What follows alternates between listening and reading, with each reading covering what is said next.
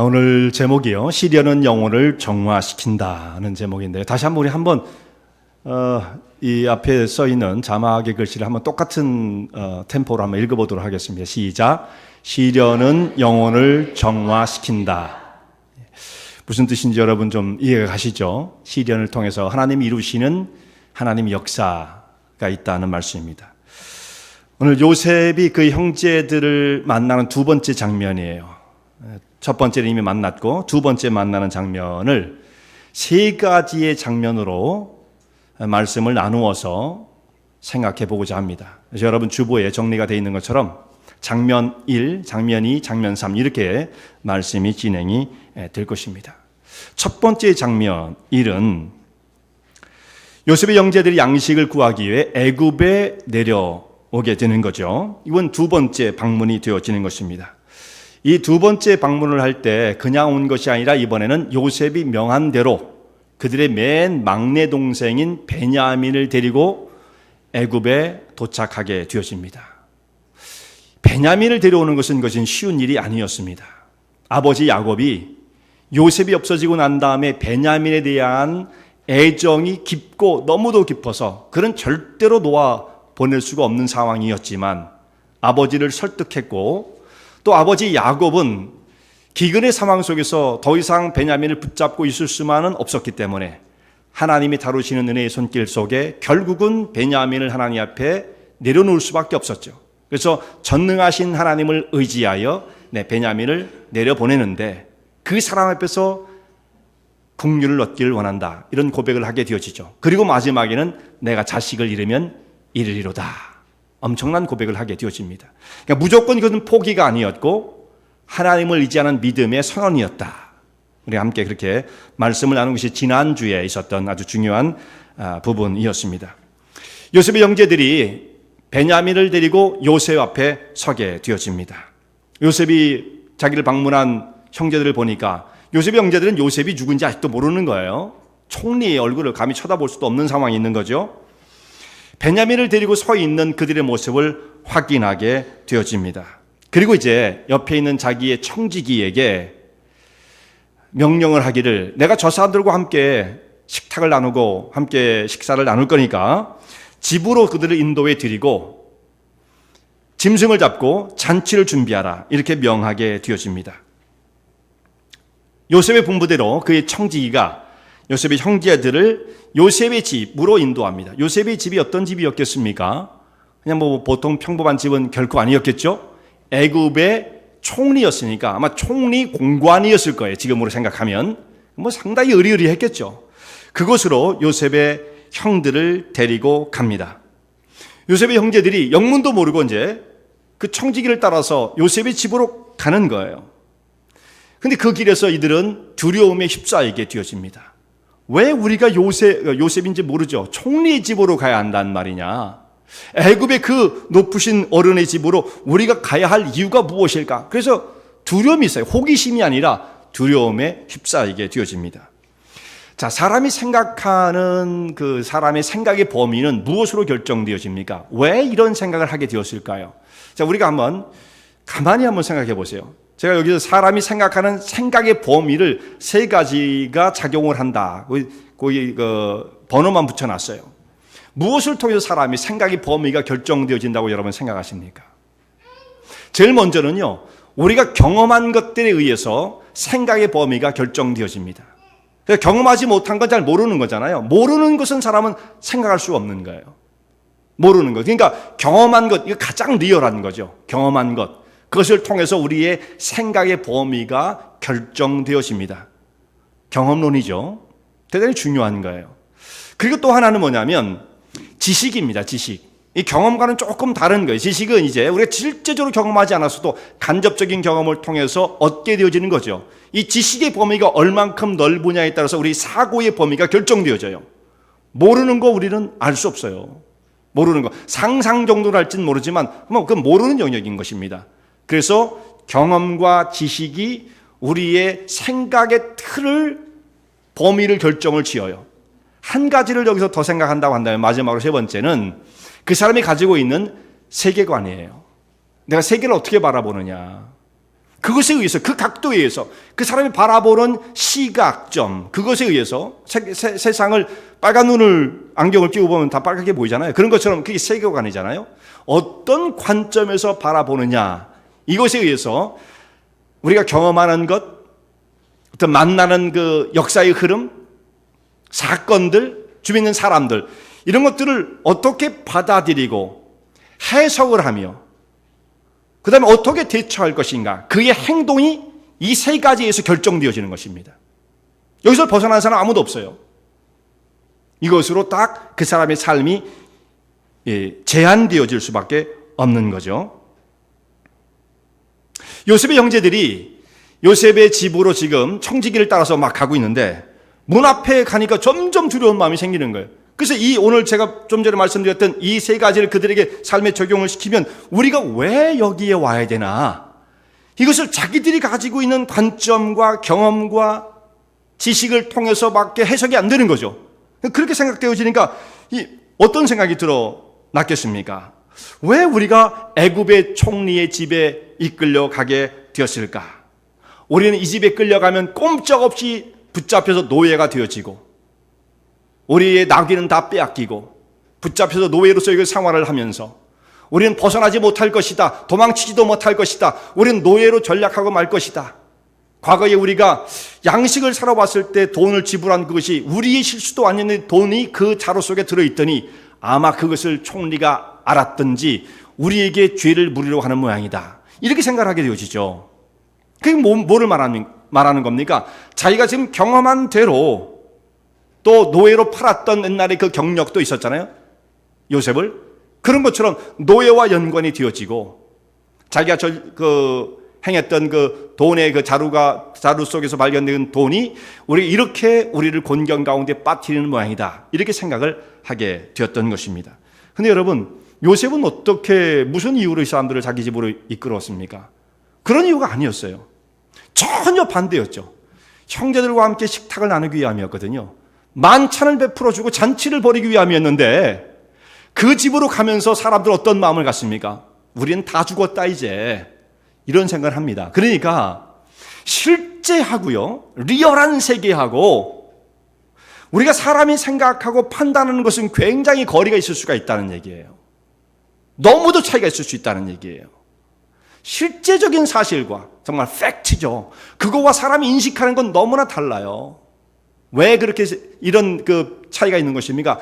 내가 경험한 것, 내가 생각하고 있는 것, 나의 세계관에 의해서 내 생각은 결정되어질 수밖에 없기 때문인 것입니다. 그렇기 때문에 우리가요, 이 생각의 범위를 넓혀야 돼요. 경험도 넓어져야 되고 또한 생각의 폭과 깊이가 더 늘어나야 되고 세계관도 마찬가지죠. 내 고집과 자기의 생각 속에 붙잡혀 있는 것이 아니라 하나님께서는 어떻게 보실 것인가? 성경에서 말씀하시는 바는 무엇인가? 기독교인으로서 삶을 어떻게 살아야 하는가라고 하는 관점으로 우리의 시각을 바꾸지 않으면 우리는 과거의 육신적인 그 생각을 절대로 벗어나지 못한 채 하나님이 은혜를 베푸시려고 함에도 불구하고 그것을 화로 여길 수 있다는 것, 극단적인 것이지만 그럴 수 있다는 거죠. 참 우리가 깊이 생각해 봐야 할 일입니다. 이제 요셉의 형제들은요, 작은 일을 만나도 이거 지금 요셉의 공간으로 가고 있는 일, 이게 무슨 의미인지도 잘 모르면서 이런 일을 만난 것을 자기의 화가 임한 것으로 생각하게 되어집니다. 조그만 것을 과민하게 반응을 하는 거죠. 야, 우린 끝났다. 다 죽었다. 안절부절하지 못하고 있는 것입니다. 그러면서 과거의 옛날 생각들이 막 떠오르는 거예요. 야, 우리 동생 요셉이 그 구덩이에서 살려달라고 애원을 할 때 그의 괴로운 마음을 보고서도 돌아보지 않았던 우리의 과거의 죄악이 우리를 이렇게 곤경 가운데 빠뜨리는도다. 여기 그 말씀 없지만 그런 생각들이 드러날 수밖에 없죠. 앞에서는 그런 고백이 한번 나왔었습니다. 그러니까 사람이 죄를 짓고 못 사는 거예요. 어느 순간 다 잊고 살았지만 어느 순간 막다른 골목에 딱 부딪히게 되어지면 뭐가 제일 먼저 떠오르기 시작하냐면 내가 저질렀던 죄악이 쫙 떠올라요. 근데 이게 주로 언제 떠오르냐면요, 사람이 무슨 환난을 만났을 때도 그럴 수도 있고요, 주로 이제 인생을 마감할 때쯤 되어지면, 평생을 살아왔던 자기의 삶이 그야말로 주마등처럼 쫙 흘러가게 되어집니다. 난 어떻게 살았나? 그때쯤 가면 이건 뭐 해결할 수도 없는 거죠. 해결할 수도 없는 거죠. 그런 인생의 막다른 골목 속에서 이런 것들을 경험할 수가 있는 거예요. 요셉의 형들은 근데 이제 이걸 좀 미리 경험하죠. 미리 경험을 해요. 자그마한 자극에도 자기들의 과거의 생각들이 솟아올라와서 죄책감을 떨쳐버리질 못해요. 이 guilty feeling이라고 그러죠. 죄책감을 떨쳐버리지 못하고 괴로워하고 있습니다. 그래서 그 집에 다 와갈 무렵에 그 집에 들어가기 전에 청지기에게, 요셉의 청지기에게 이렇게 말을 합니다. 그 청지기를 부르면서 주라고 불러요. 급하니까, 마음이 급하니까, 우리 뭐 끌려들어가면 다 죽겠다 생각하니까 그를 부를 때 주여 이렇게 부릅니다. 아무나 다급하니까 주라고 다 부르는 거예요. 지난번에 우리 양식을 사갈 때 돈을 다 지불했는데 우리가 어느 정도 가다가 자루를 풀어보니까 우리가 지불했던 돈이 우리 자루 속에 다 들어있는 것을 발견하게 되었습니다. 누구 죄인지도 모르는데 우리는 말이죠, 깜짝 놀랐습니다. 그래서 다시 돌아갈 수는 없고 이제 두 번째 다시 올 때 그때 자루 속에 들어있던 돈을 다시금 가져왔습니다. 이걸 받으세요. 그리고 또 양식을 사기 위해서 다른 돈을 또 갖고 왔습니다. 우리는 정직한 사람들입니다. 만약에 우리에게 잘못이 있다고 한다면 용서하시고, 사실 우리가 한 건 아니지만 저희를 용서해 주세요.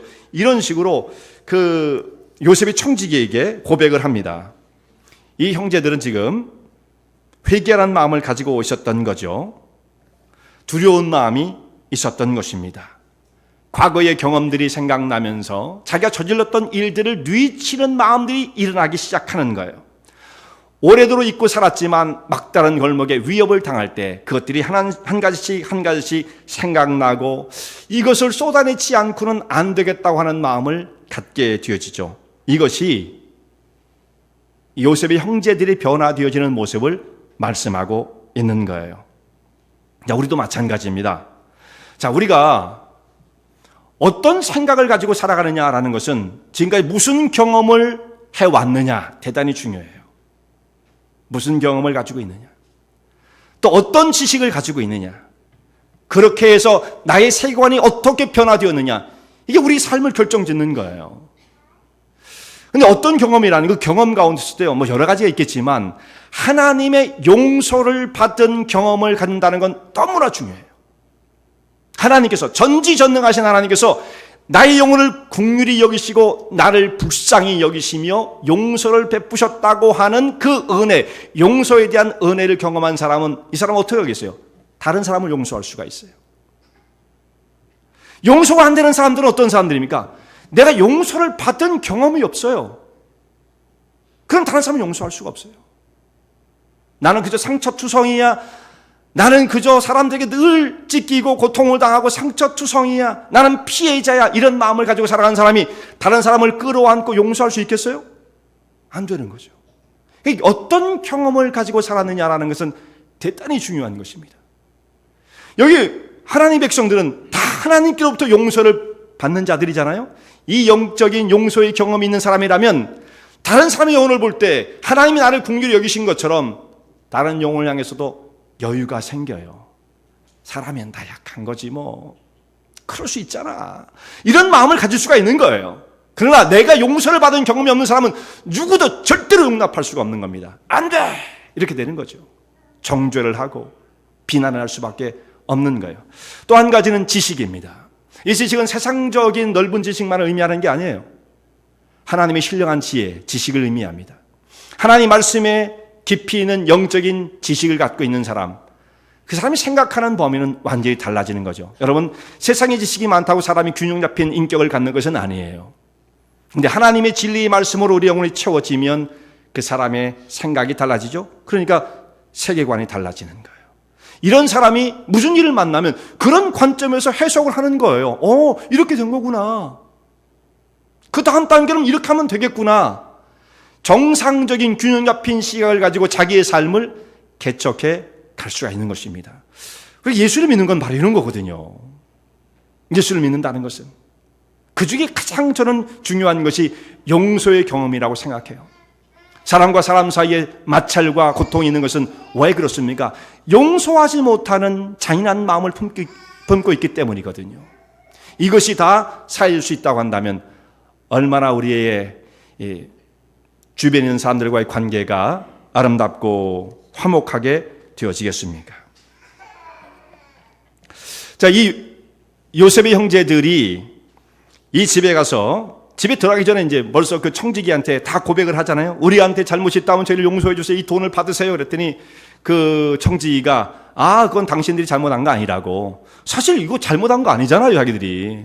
그런데 자기가 저지르지 않은 죄임에도 불구하고 어떤 마음을 갖습니까? 죄에 대해서 민감한 마음을 갖는 거예요. 죄책감이 막 생기는 거죠. 물론 사람이 죄책감에 붙잡혀 시달리는 건 좋은 것은 아니지만 죄에 대해 민감한 것은 너무나 중요합니다. 무슨 일을 저질러 놓고도 뭐 다 그러는 건데 뭐 만약 우리가 그렇게 산다면 하나님 앞에서 하나님의 거룩을 닮아갈 수 있겠습니까?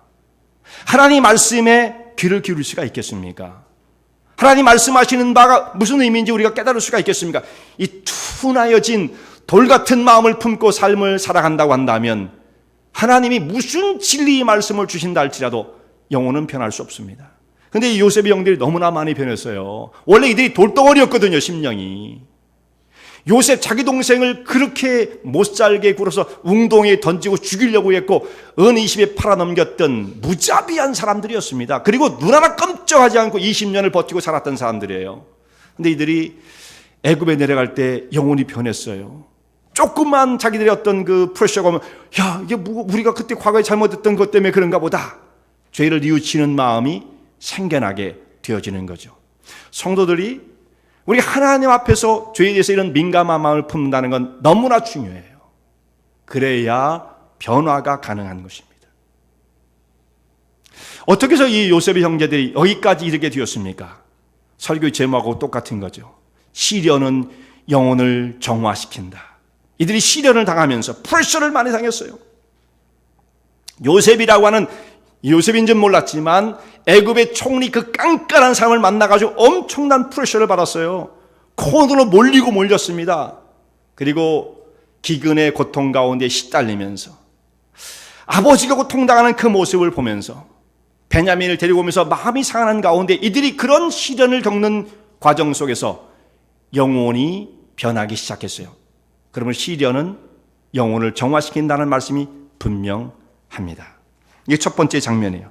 자, 두 번째 장면은 회개하는 마음으로 돌아온 요셉의 형제들에게 요셉은 잔치를 베풀어 줍니다. 자기 집으로 인도했어요. 자기들 집으로 이끌고 그 가는 길목에서 시므온, 지금 5개 지금 갇혀 있잖아요. 이들을 대표해가지고 양식을 첫 번째 사가지고 돌아간 그 형제들 가운데 한 사람은 남고 근데 시므온이 남았어요. 옥속에 지금 갇혀 있으면 그 사람을 이제 끌어냅니다. 형제들 만나게 해줘요. 자, 무사하게 다 만나게 해주죠. 그리고 이제 요셉의 집으로 초대를 받습니다. 요셉의 집에 갔더니 손님을 대접할 때 그 당시 사람도 어떻게 대접을 하냐면 먹을 것도 잘 준비해야 되지만 중요한 게 사람들이 들어와서 쉴 수 있게 해줘야 돼요.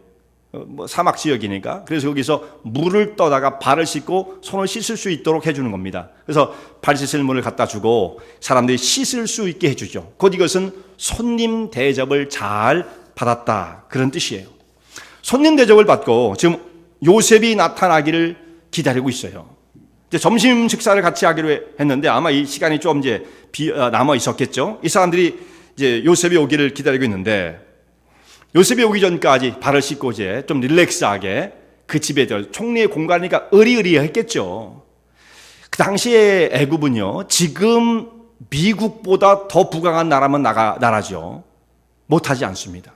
최고의 문명을 꽃피웠던 나라예요, 애굽이. 그러니까 이 당시에는 지금으로부터 한 3,800년 전 이쯤 되겠죠. 상당히 오래전이에요. 애굽의 그 총리의 공간에서 총리를 기다리고 있는 동안에 이 사람 무슨 생각을 했겠어요? 주변 그림들도 보면서 그 공간에서 사람을 기다리고 있을 때 아니 우리가 뭘 잘한 게 있다고 이 집에 와서 이런 대접을 받아야 될까? 왜 우리가 여기에 와 있지? 총리는 무슨 생각으로 우리를 자기 집으로 인도한 거야? 아니 우리에게 왜 식사를 주나? 애굽에 양식을 사러 온 사람은 다 그 집으로 초대를 받나? 그건 아니잖아요. 근데 이 사람들이 총리의 집에 가서 점심시간을 지금 기다리면서 준비하고 있는데 마음이 얼마나 이거 황송하고 송구스럽겠습니까? 우리가 왜 이런 대접을 받아야 할까? 자리가 상당히 불편했을 거라고 봐요. 떨리기도 하고. 그럴 때쯤에 요셉이 딱 나타나게 되어집니다. 요셉이 들어오자마자 자기 동생이지만 형제들이 감히 눈도 못 들죠. 애굽의 총리 앞에 그저 다 엎드려서 이마를 땅바닥에 대면서 엎드려 절을 하게 되어집니다. 그리고 가나안에서 준비해 온 총리에게 드리는, 이건 거의 애굽의 왕과 같은 존재예요. 최고의 그 준비되어진 예물을 총리에 갖다 바칩니다. 요셉이 그 형제들 내려다보면서 아버지 안부를 물어요. 너희 아버지, 그 노인께서 아직도 살아계시느냐. 자기 아버지니까 당연히 아버지의 안부를 물을 수밖에 없잖아요. 이 형제들이 요셉이 그 말을 하자 뭐라고 대답을 하냐면, 여기 아주 재밌는 말이 나와요. 뭐라고 대답을 합니까? 우리가 읽었던 데는 24절까지만 읽었지만 그 뒤에 있는 부분은 오늘 말씀이 쭉 연결되어지는데, 형제들이 이렇게 대답을 합니다. 당신의 종 우리의 아버지께서는 평안하시고 살아계십니다. 이 말이 뭐예요? 야곱이 요셉의 종이란 뜻이에요. 지금 형제들을 통해서 그렇게 고백되어지고 있는 거죠. 당신의 종 우리의 아버지 그 노인분은 아직도 평안하시고 살아계십니다. 결국 이 형제들의 입술을 통해서 요셉이 아버지의 주인의 그 자리에 선 것처럼 되어지죠. 지난주에도 그런 말씀을 생각했어요. 우리가 요셉이 야곱의 생애를 바꾸는 그리스도의 모습으로, 주관자의 모습으로 그의 삶을 바꿔가고 있다라고 말씀을 드렸죠. 그래서 요셉의 꿈이 실현되어지는 것입니다. 문자적으로 그대로 다 실현되어지죠. 11별이 일어나서 자기에게 절을 하고 해와 달도 나를 향하여 절하더이다. 이 말씀이 실현되어지는 것입니다. 요셉이 엎드려 있는 사람들 가운데 베냐민을 발견하게 되었습니다. 그를 쳐다봐요. 베냐민을 발견하는 순간 요셉의 마음이 어떠했겠어요? 자기가 가장 많이 닮았고 나의 사랑이 그에게 옮겨져 가서 아버지 야곱이 그 아들을 사랑하고 끌어안고 있을 그 모습을 생각하면서 정말 얼마나 많은 그 감정이 교류를 했겠어요. 그 베냐민을 바라보면서 얼마나 마음이 교체했겠습니까? 그래서 그 아이를 바라보고, 소자야, 내가 하나님의 은혜를 받기를 원한다. 하나님이 은혜를 너에게 주시길 바란다. 그런 말로써 축복을 하고 인사를 건네게 되어집니다. 그리고 이 끌어오르는 감정 때문에, 이 형제 애 때문에 이제 자기 집으로 들어가서 뛰어들어가서 막 통곡을 하죠. 그럼 몇 년 만에 본 자기의 동생이에요. 가장 가까운 동생. 어머니 라헬의 몸에서 자기와 베냐민이 났는데 그 동생을 만날 때, 그 피부치를 만났을 때 얼마나 그리웠는지 견딜 수가 없는 거예요. 자기의 집에 들어가서 실컷 울고 이제 감정을 억제하고 얼굴을 씻고 다시 그 자리에 나타납니다. 그리고 이제 음식을 차리라고 자기의 종들에게 말을 합니다. 거기 초대해서 이제 음식을 차리고 함께 먹고 마시고 즐거워하게 되어지는데, 첫 번째 이 형들이 양식을 사러 왔을 때는 식탁을 베풀지 않았어요. 잔치를 베풀지 않았잖아요. 첫 번째는 그냥 돌아갔습니다. 첫 번째는 오히려 깐깐했죠. 너희는 다 간첩이야 막 이러면서 막 코너로 막 몰아붙이지 않았습니까? 근데 두 번째는 그렇게 하지 않고 청제들을 자기 집으로 초청해서 만찬을 베푸는 거예요. 어떻게 해서 이렇게 일이 달라지게 되었습니까? 요셉 앞에 두 번째 찾아온 이 형제들은 그 연단의 과정을 통해서 마음이 많이 변했어요. 겸손해졌어요. 뉘치는 마음을 갖고 있죠. 회개하는 마음으로 거기를 찾아왔습니다. 누가 옆에 툭 건드리고 말고 어우 죄송해요 이런 마음을 갖고 있는 사람들이잖아요. 얼마나 많이 변했어요. 돌 같은 사람들이. 그러니까 그렇게 변화되어진 회개하는 모습으로 돌아온 형제들을 요셉은 맞아주는 거예요. 회개하지 않고는 아무런 관계가 형성될 수가 없습니다. 하나님께서 하나님 백성들을 구원하기를 원하신다 할지라도 회개 없는 구원은 있을 수가 없는 거예요. 용서는요, 회개 없는 용서는 있을 수가 없는 거예요. 그러니까 지금 여기서 요셉이 이들을 용서하는데, 이 용서는 이들이 변화되어진 회개의 마음을 갖고 있으니까 이 식탁을 배설하는 거죠. 참 이 모습은 무엇과 같으냐면 바로 천국에서 우리가 하나님 앞에 나가서 하나님의 베푸신 식탁 가운데에 함께 참여하여 먹고 마시는 천국의 기쁨을 묘사하고 있는 장면입니다. 거기에 우리가 어떻게 참여할 수가 있습니까? 어떤 사람들이 거기에 들어갈 수가 있습니까? 무슨 공로를 세우는 건 아니에요. 요셉의 형제들이 무슨 공로 세웠어요? 나라를 구했습니까? 무슨 의로운 일을 했습니까? 그런 거 하나도 없어요. 단지 요셉을 만났고 바로가 말한 대로 양식이 필요한 사람은 다 요셉에게 가라. 그리고 그가 하는 말을 다 들어라. 요셉이 하는 말을 다 들었어요.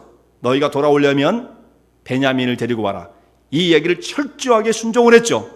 그리고 회개하는 마음으로 돌아왔습니다. 그런 사람을 맞이해 주는 것처럼 우리 하나님 앞에 그 천국의 영원한 그 보좌 앞에 나가는 것은 어떤 사람이 그 자격을 얻을 수가 있습니까?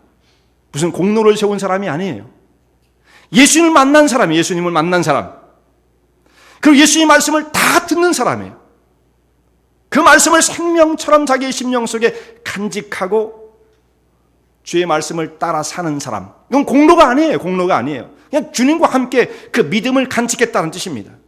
주님이 주시는 그 말씀을 간직하고 믿음으로 살려는 사람, 회개하는 모습으로 주님께 돌아온 사람, 그런 사람은 무조건적으로 천국의 문이 열리고 그들에게 천국 잔치가 배설되어지는 것입니다.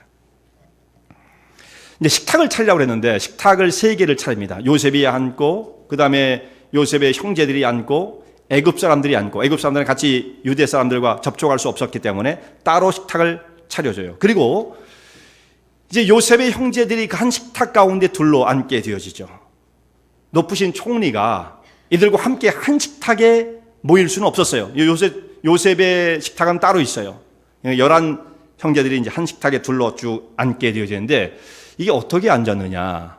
성경 말씀 보면 그들이 장류의 유서를 따라서, 그러니까 큰 아들과 막내 아들 이 순서를 쫙 따라가지고 순서가 틀어지지 않게 또 그 순서 열대로 딱 앉게 되었다는 말씀입니다. 누가 이렇게 앉혔겠습니까? 애굽 사람이 요셉의 형제들을 보고 자 겉을 보니까 나이가 주가 제일 많겠다, 그 다음은 누구겠다, 그 다음은 누구겠다 이렇게 분별할 수가 없습니다. 막내인 베냐민 정도는 구분이 갈지 모르지만 나머지 형들은요 나이가 다 비슷비슷해요. 네 분의 그 야곱의 그 부인들, 이게 참 드리기 죄송스러운 말씀이지만 그 어머니가 넷이었잖아요. 여기서는 동시에 그냥 뭐 한두 살 차이로 다 출생이 됐기 때문에 나이가 다 비슷비슷해요. 그러니까 그 겉모습만 봐가지고는 누가 형인지 모릅니다. 그런데 그걸 앉혔더니 테이블에 당신 여기 앉으세요. 여기 앉으세요. 쭉 앉았더니 옆을 보니까 순서대로 딱 앉는 거예요. 베냐민, 제일 먼저 누가 앉았겠어요? 루벤이 앉고, 시몬이 앉고, 레위가 앉고, 유다가 앉고, 이런 식으로 쭉 자리가 배열되어진 것입니다.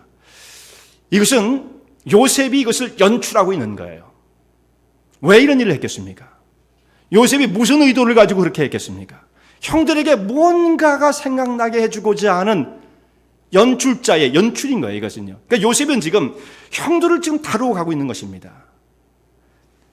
순간순간마다 요셉이 형들에게 지금 깨우쳐주고자 하는 것은 뭐냐면 과거의 그들의 잘못을 다 생각나게 하고 토해내도록 하기 위한 의도를 가지고 지금 이런 일들을 다 진행시키고 있는 거죠. 식탁에 앉은 요셉의 형제들이 전후 좌우를 살펴보니까 쫙 차례대로 앉았어요. 여기서 제일 먼저 생각나는 게 무엇이겠습니까? 여러분 같으면 그 자리에 앉았을 때 뭐가 제일 먼저 생각나겠어요? 여기에 요셉만 왔다고 한다면 우리 12이 다 모였겠구나. 그 생각을 안 할 수가 없죠. 자기 뒤를 돌아보면서, 주변을 돌아보면서 야, 여기에 사실 요셉이 있어야 할 자리인데 그 아이 하나만 빠졌다. 근데 자기들이 애굽에 와 있는 거예요. 애굽에. 자기들이 팔아버린 그 노예. 그 아이가 지금 밖에서 뭘 하고 있을까? 어느 집에서 종노릇을 하고 있을까? 살았을까 죽었을까? 형제들 그 생각을 안 할 수가 없는 거죠. 정말 이것은 잔치 자리에 그 영광스러운 이제 초대를 받았지만 이 사람들은 지금 그 생각을 하고 괴로워할 수밖에 없는 그런 상황이었던 거예요. 요셉이 이것을 다 연출하고 있는 거죠. 의도를 가지고. 곧 물론 요셉이 그 일을 맡아 하고 있지만 하나님의 역사가 이 가운데 있어요. 요셉을 통해서 형제들을 바꾸고자 하는 하나님의 의도가 이 가운데 함께 계셨던 것입니다.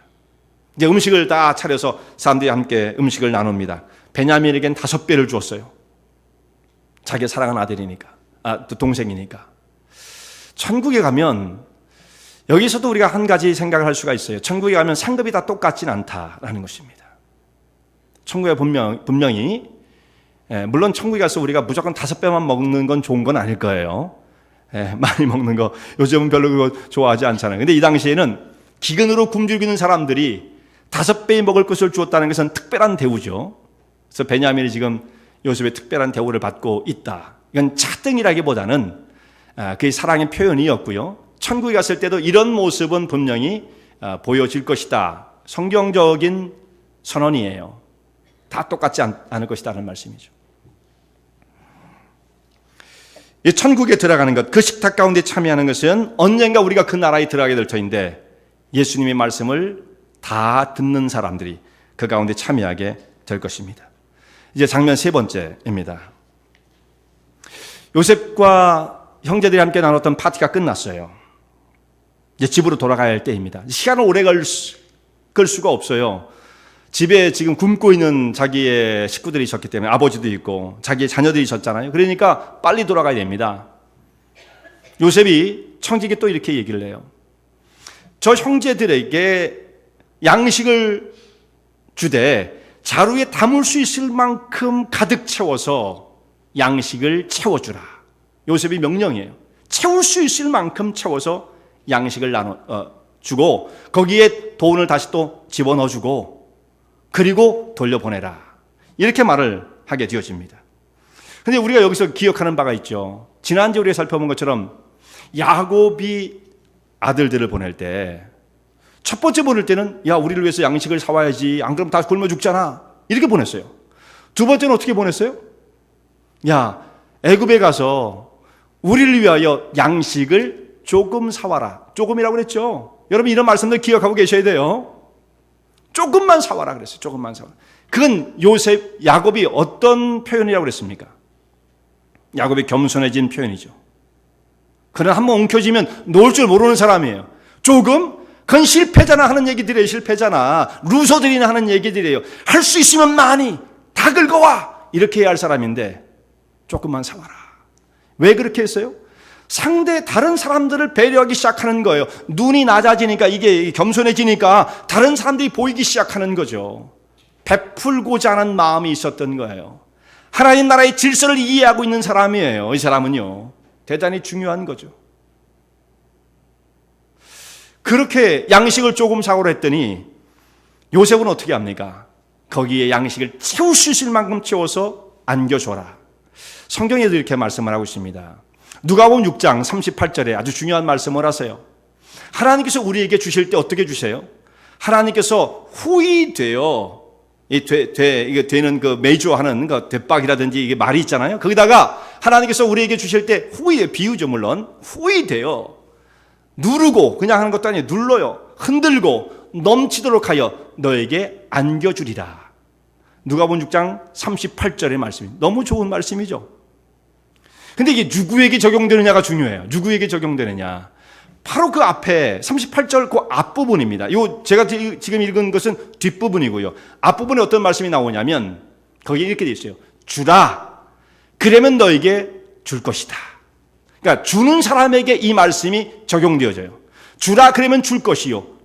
주시는데 어떻게 주시냐면 후이되어 누르고 흔들어 넘치도록 하여 너에게 안겨줄 것이다. 이렇게 말씀하십니다. 그러니까 어떤 사람이 받을 수 있어요? 주는 사람이죠. 우리가 생각하면 주면 다 뺏기고 없어지는 거지 어떻게 또 받기는요. 그러면 가난해져야 안 돼요. 우리의 세계관이에요. 인간적 세계관이에요. 성경에서 뭐라고 말씀하십니까? 주라. 이것은 다른 사람들을 배려하는 것뿐만 아니라 하나님 나라의 질서를 깨닫고 있는 사람, 그 하나님의 나라와 영광을 위해서 삶을 들여 헌신할 수 있는 사람들에게 주님이 채우실 수 있다는 말씀이에요. 우리가 하나님이 주시는 축복을 좀 받고 싶어요. 미국까지 왔는데 우리가 그렇게 좀 살고 싶어요. 저는 물질의 축복의 최고의 축복이라고 생각하지는 않지만 그것도 중요는 합니다. 그럼 어떻게 우리가 그걸 받을 수가 있어요? 그건요 많이 움켜줘야죠. 그냥 무조건 움켜쥐면 돼요. 이게 틀린 거란 얘기죠. 하나님 뭐라고 말씀하세요? 예수님께서 누가복음 6장 38절 주라 그러면 줄 것이요. 하나님이 채워주시겠다는 말씀입니다. 그 주의 나라와 영광을 위해서 삶을 드릴 수 있는 헌신의 그 자리에 나아갈 수 있어요. 뜨거운 마음을 가지고 나아갈 수 있어야 돼요. 근데 사람들은 우리의 좁은 세계관 속에 자꾸 내 것을 움켜쥐면 그 상태를 벗어나지 못해요. 요셉이 야곱이 그 말을 한 것을 알았는지 말이죠. 조금만 사와라 그랬더니 조금 주지 않았어요. 있는 대로 가져갈 수 있을 만큼, 그들이 감당할 수 있을 만큼 채워 주었던 것입니다. 자, 양식을 넘치도록 채워줬는데 거기에 돈도 그 자리에 다시 도로 넣어줍니다.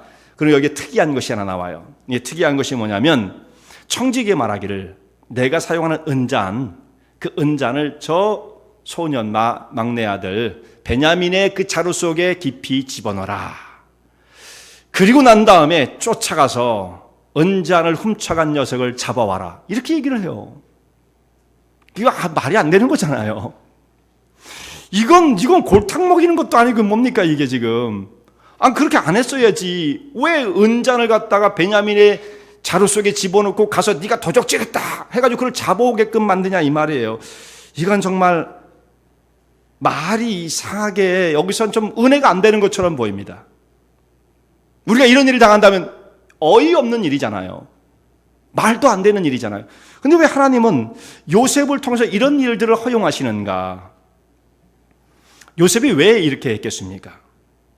그의 의도는 어떻게 해서라도 형제들의 마음을 변화시키는 것이 그의 의도예요. 자, 그들이 많이 변화돼서 오긴 왔어요. 회개하는 마음을 가지고 뉘우치는 마음을 가지고 왔어요. 조그만 것에도 민감하게 우리가 그러지 않았는데요, 잘못했다면 용서해 주세요, 이런 마음으로 왔어요.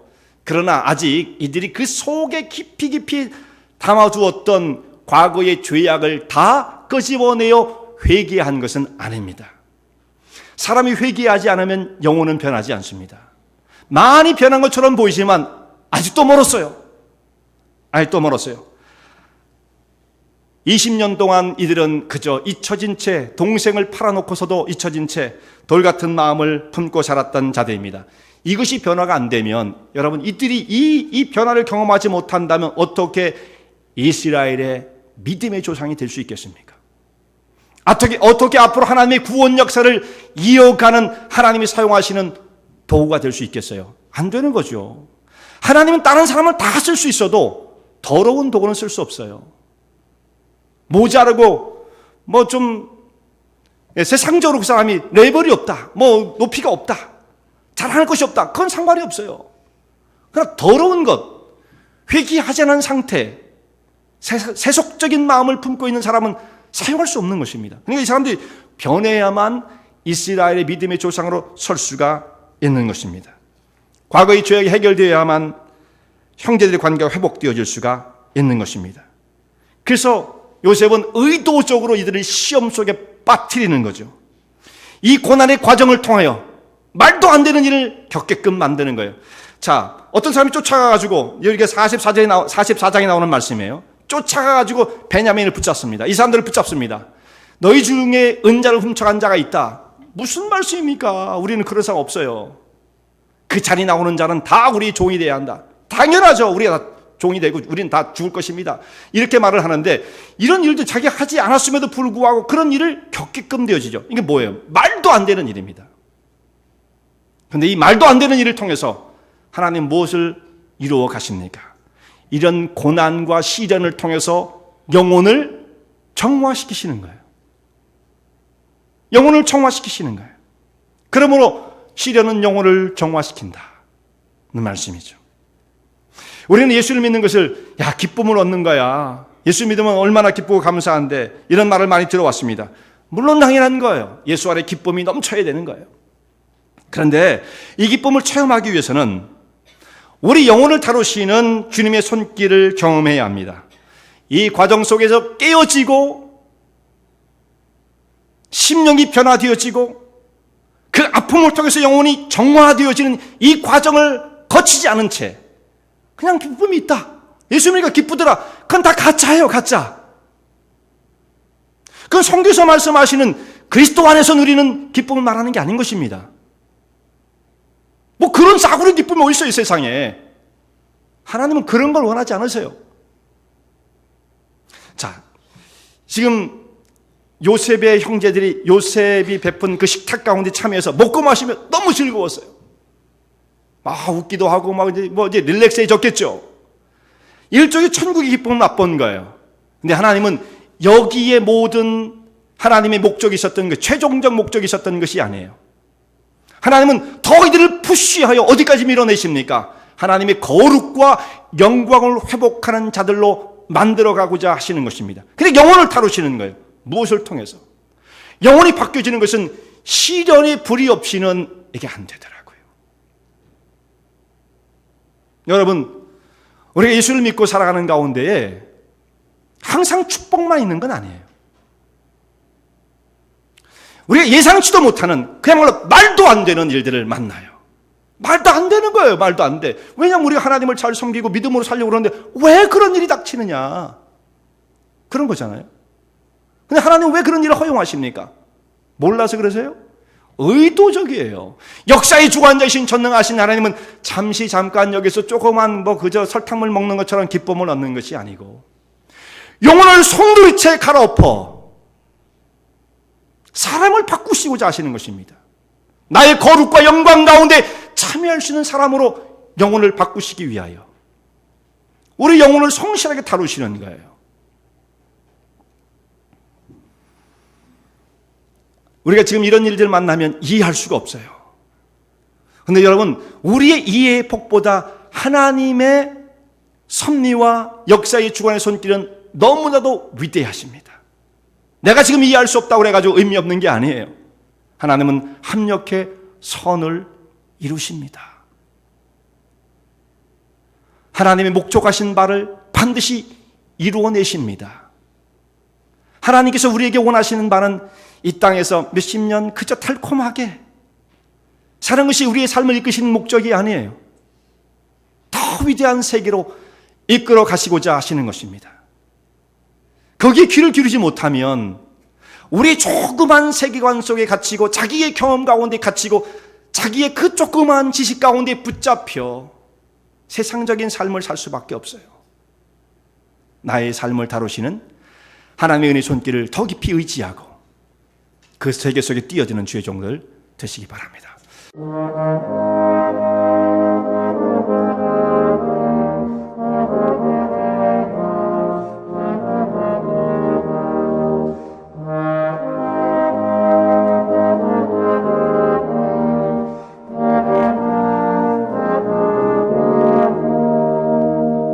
이 설교 말씀을 듣고 신앙 상담을 원하시는 분들은 847-962-4412번으로 전화 주시기 바라며 은혜와 진리 장로교회는 230 US 하이웨이 45번 인디언 크릭 일리노이 60061에 위치하고 있습니다. 주일 1부 예배가 아침 8시, 2부 예배가 11시에 있으며 새벽 기도가 매주 화요일부터 토요일까지 오전 6시에 있습니다. 그리고 금요 성경 공부가 저녁 8시에 있습니다. 하나님의 은혜와 은총이 항상 여러분과 함께 하시길 바랍니다.